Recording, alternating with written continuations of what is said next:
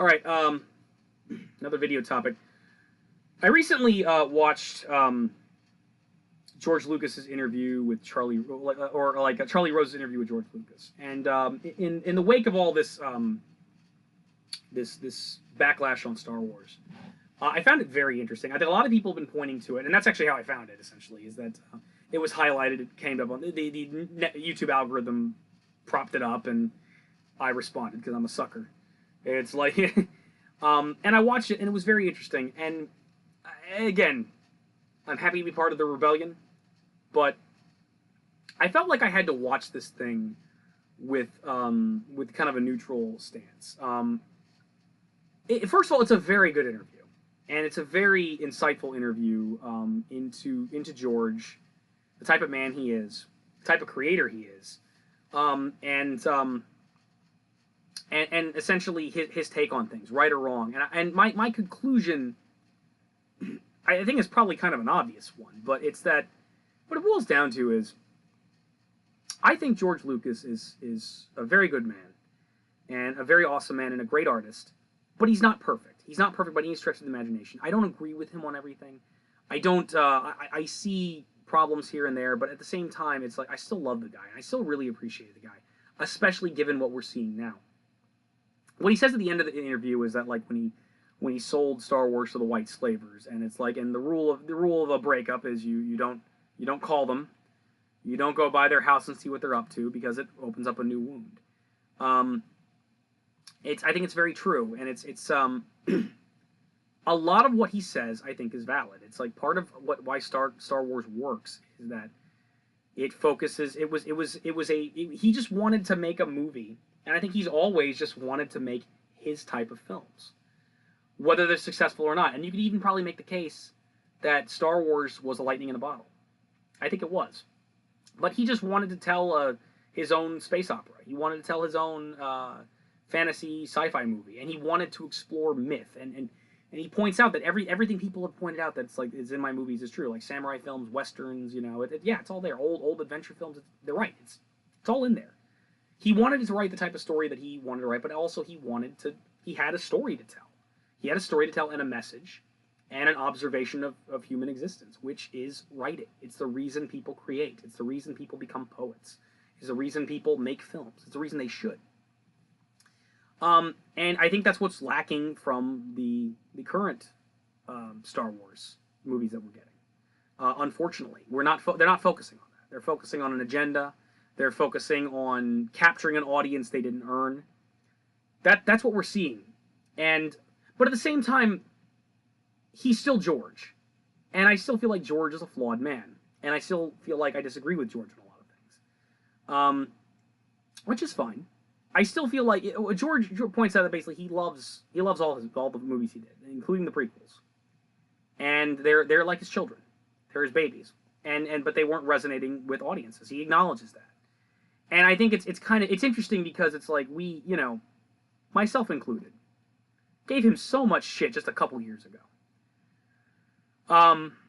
But there's a reason we did, because it wasn't resonating with us. His focus now is making personal films that people aren't necessarily going to like, and I think that's the thing. He started kind of writing more things like that. What we kind of forget with George is that, like, George had to change things with the original Star Wars movies. He had to. He couldn't do. The original script he had was too long. He wanted that what eventually would become the prequels had to be told later, because he had to focus. He basically made the third act, which was Luke's story, A New Hope. He had to make that.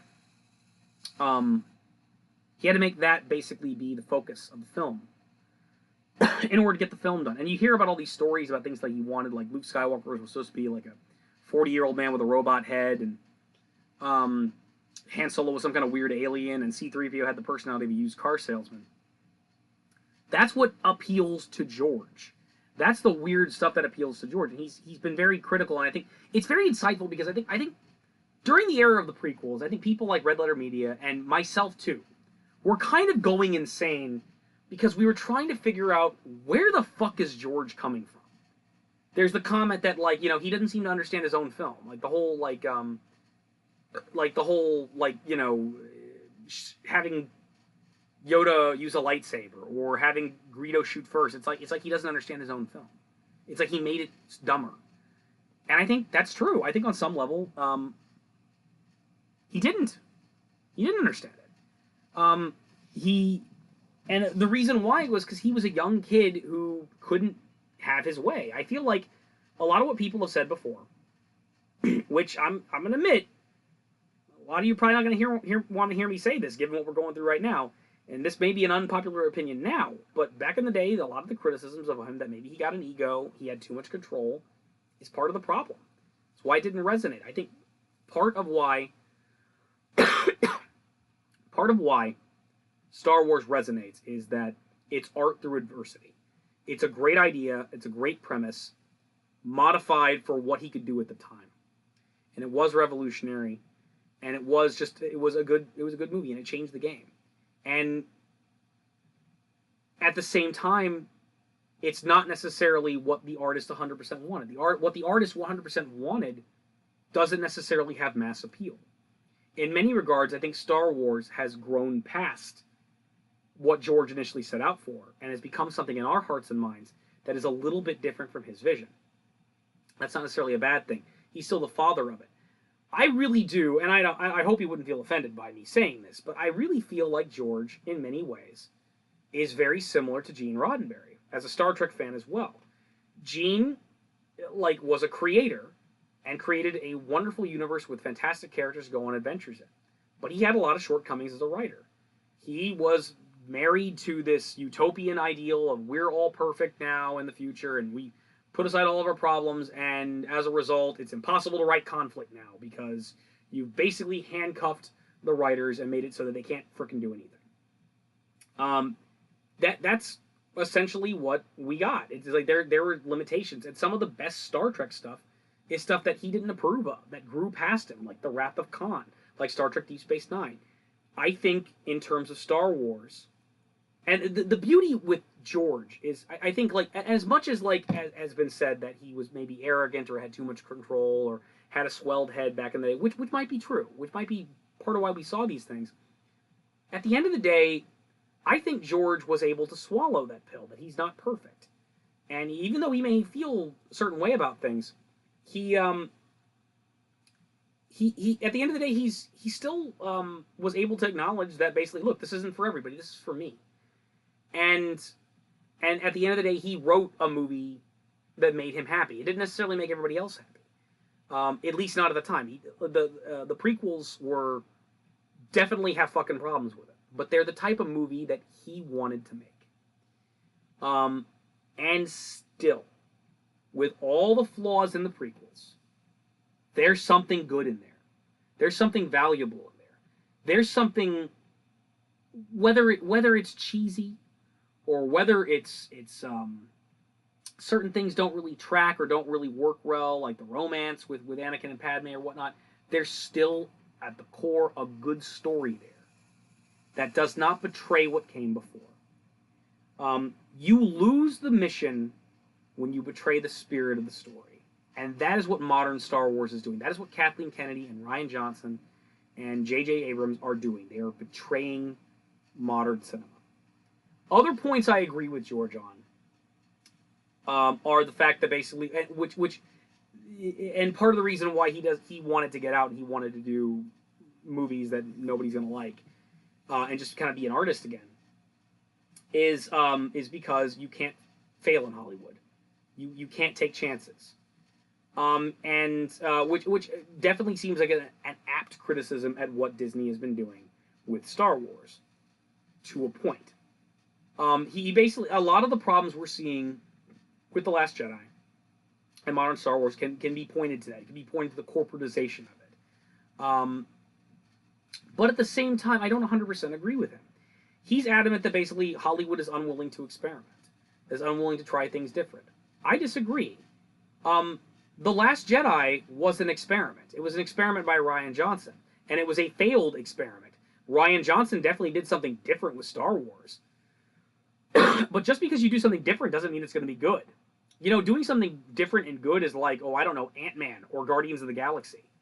You know, a more obscure group of characters that comic book fans don't necessarily know about. You know, and taking a chance on it and making an artsy kind of fun, a well told story with its own unique style. That was a risk, and it paid off. It paid off well. I still think there is creativity in Hollywood. I still think there still are people out there making movies that are creative. And I disagree that the idea that basically sequels and things like that are necessarily bad. Look, George, it's your fault you made Star Wars so good and we loved it and we want to keep on going. We want to have more adventures with these characters. We fall in love with it. And maybe it's grown past you at this point. But I'll always thank you for it. I'll always thank you and love you for it. And again, you know, I've criticized you for the prequels, but at the same time, I've also stood up for the prequels. I stood up. The only one of the movies that you had a hand in making that I said no, this movie sucks, was the Clone Wars movie, the animated Clone Wars movie. That's the introduction of Ahsoka Tano, and one sentence is why we have to save Jabba's son. That's it. It was too dumb for me at that point, and I got sick of defending you at that point. These movies aren't perfect. You're not perfect, but you're still, you know, the one thing I really liked in this interview was he talked about like the best thing that he is a dad, and you know, that's the right answer, man. I'm glad for that. I'm glad you're a father first. I'm glad that's what you cared about. Is you cared about your family first, and as an artist, you're still a dad. You are Star Wars' dad. You are THX's dad. You are American Graffiti's dad. You are a dad you are Indiana Jones's dad, or one of his dads. You know, my two dads, Indiana Jones, you and Steven Spielberg. You've done a lot of great stuff that you should be proud of, and we're always going to love you for. I'm sorry. It's in my opinion that even your strongest detractors, the person that would criticize you for anything else, the person that would actually hate you for the prequels, is a dumb motherfucker for going at that length.